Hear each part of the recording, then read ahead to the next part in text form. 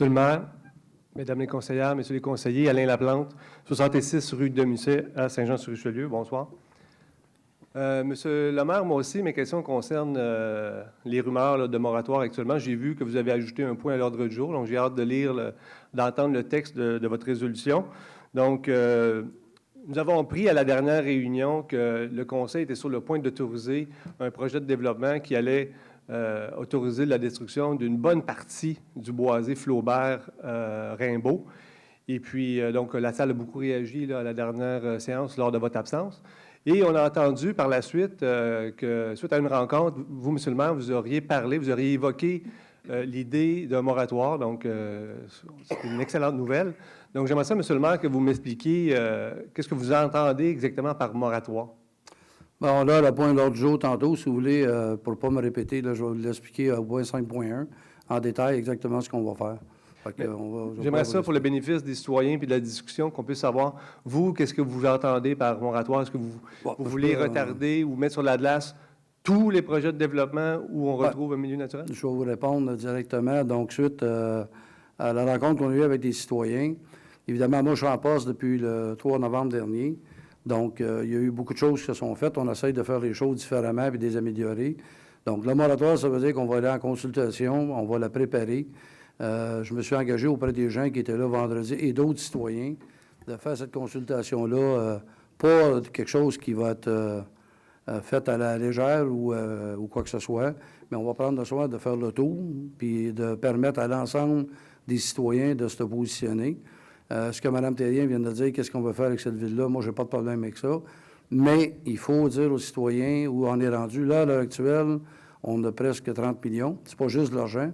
Ça prend des projets, c'est des nouvelles façons de faire. Donc, ce qu'on veut aller en consultation publique, c'est d'aller voir tout ce qui peut être fait, de quelle manière que ça peut se faire. Il y a de super belles choses qui se font ailleurs, donc on va prendre le temps de le faire. Puis on va arriver avec une proposition globale sur laquelle le conseil municipal, un coup de la population se soit prononcé, bien là, on pourra travailler avec, en arrière-toile, la résolution de tout l'ensemble de la population.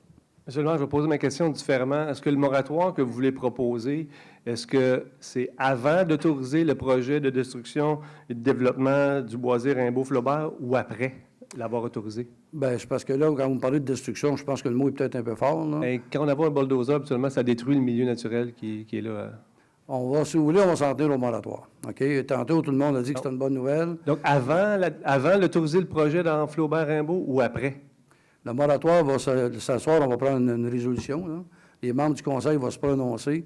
Donc, ça veut dire que le boisé ne sera pas touché. Là. On prend le moratoire, on va aller de l'avant. Ça veut dire que quand la résolution va être passée ce soir, va être approuvée, le développement va être arrêté jusqu'à la fin de l'année. Parfait.